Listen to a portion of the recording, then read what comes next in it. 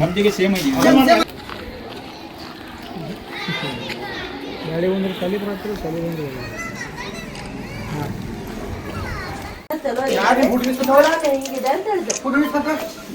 ಇಲ್ಲ ಸ್ಕೂಲ್ಗೆ ನಮ್ಗೆ ರಾಷನ್ ಬರುತ್ತೆ. ಸೆಪ್ಟೆಂಬರ್ ತಿಂಗಳಲ್ಲಿ ರಾಷನ್ ನಮ್ಮ ಸ್ಕೂಲ್ಗೆ ಬಂದಿತ್ತು. ಅದೇ ದಿನ SDMC ಕಮಿಟಿಯವರು ಎಲ್ಲರೂ ಸೇರಿ ಅದು ಬೆಳೆಯನ್ನು ನಾವು ಚೆಕ್ ಮಾಡಿಸಿದ್ವಿ.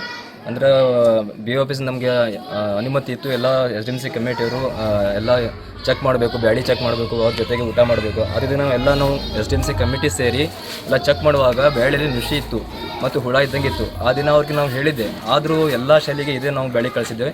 ಅದು ನೀರಲ್ಲಿ ಲಾರಿ ಇದಾಗಿತ್ತು, ಅದಕ್ಕಾಗಿ ನಿಮಗೆ ಇದೇ ಬೆಳೆ ಬರುತ್ತೆ, ಬೇರೆ ಬೆಳೆ ನಮ್ಮ ಹತ್ರ ಇಲ್ಲ.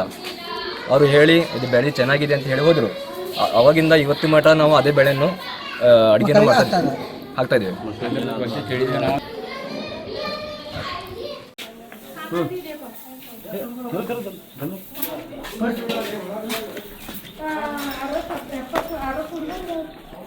हाई तो रहमान भाई इसमें हां है तो पूरा एक सप्लाई है नुशी पूरा आले इन्होंने कारण ले होता नुशी नहीं का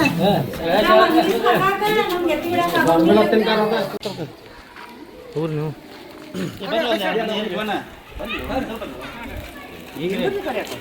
तो यो ना बोलते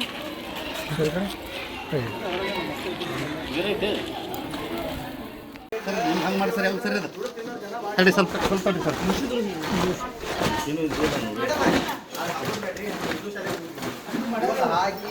ಉರ್ದು ಶಾಲೆನೂ ಇದೆ, ಚೆಕ್ ಮಾಡಬೇಕು.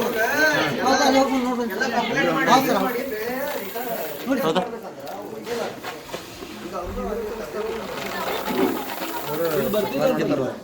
ಚೆಕ್ ಮಾಡಬೇಕಲ್ಲ, ಕೊಟ್ಟು ಹೋದ್ರು ಐಟಮ್ ಸರಿ ಇಲ್ಲ ಅಂತ ವಾಪಸ್ ಮಾಡಬೇಕಲ್ಲ.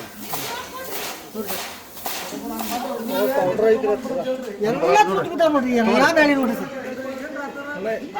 ಸಪ್ಲೈ ಹೇಳಿದ್ರು ಅವರು ಕಾಂಟ್ರಾಕ್ಟ್ ತೊಗೊಂಡ್ರ, ಅವ್ರು ಸಪ್ಲೈ ಇದು ಕೊಡ್ತಾರೆ, ಗೋಡೌನ್ ಕೊಡ್ತಾರೆ. ಇದೇನು ನಮ್ದು ಇದು ಸಪ್ಲೈ ಆಗ್ತದಲ್ಲ. ನೀವು ಅಧ್ಯಕ್ಷರ ಮಾತಾಡ್ರಿ, ಅಲ್ಲಿಂದ ಮಾತಾಡ್ರಿ.